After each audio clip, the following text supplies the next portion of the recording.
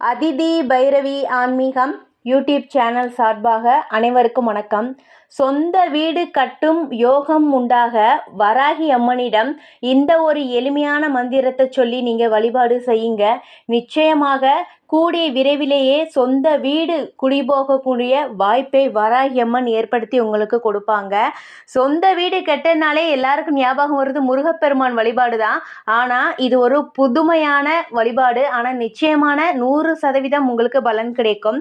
எந்த மாதிரி வராகி அம்மனை நாம் வழிபாடு செஞ்சால் சொந்த வீடு கட்டுறதுக்கான யோகம் நமக்கு கிடைக்கும் அப்படின்னு சொல்லி பார்க்கலாம். தொடர்ந்து என்னோட வீடியோ முழுமையாக பாருங்கள். லைக் பண்ணுங்கள், சப்ஸ்கிரைப் பண்ண மறக்காதீங்க.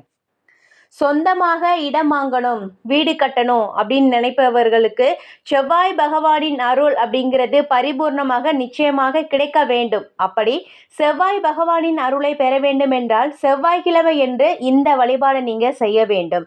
செவ்வாய்க்கிழமை என்று முருகப்பெருமானை எப்படி சொந்த வீடு கட்டுவது போல் நாம் வழிபாடு செய்வோமோ அதே மாதிரி கொஞ்சம் வேறு முறையில் வராகி அம்மனை நீங்கள் செவ்வாய்க்கிழமை தோறும் வழிபாடு செய்யும் பொழுது சொந்த வீடு கட்டி குடிபோறதுக்கான வாய்ப்பை வராகியம்மன் ஏற்படுத்தி கொடுப்பாங்க.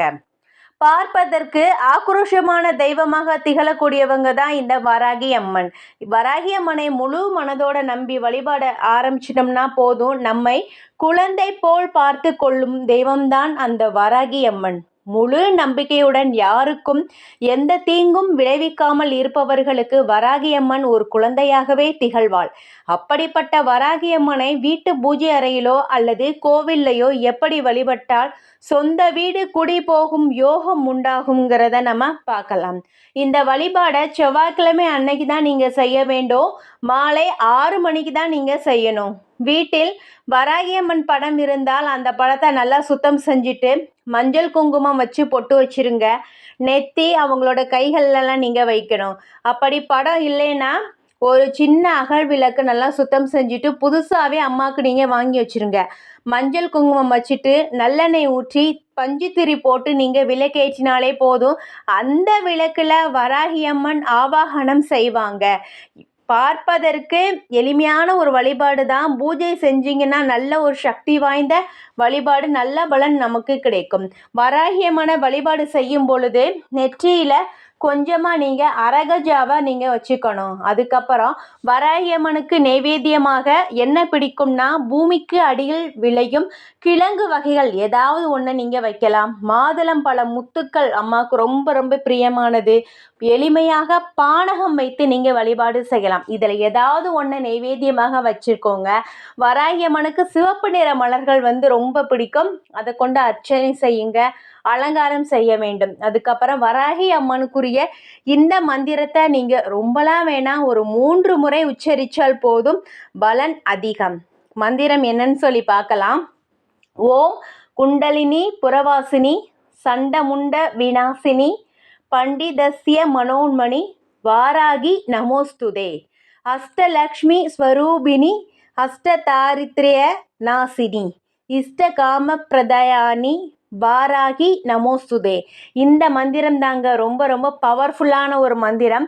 வராகியமான அஷ்டலக்ஷ்மியின் சொரூபமாக நினைத்து வழிபடும் இந்த ஒரு மந்திரம் தாங்க. நீங்கள் ஒவ்வொரு செவ்வாய்க்கிழமை தோறும் வராகியம்மனுக்கு விளக்கேற்றி பிடித்தமான பொருள் அனைத்தையும் நீங்கள் வச்சுட்டு இந்த மந்திரத்தை நீங்கள் சொல்லுங்கள்.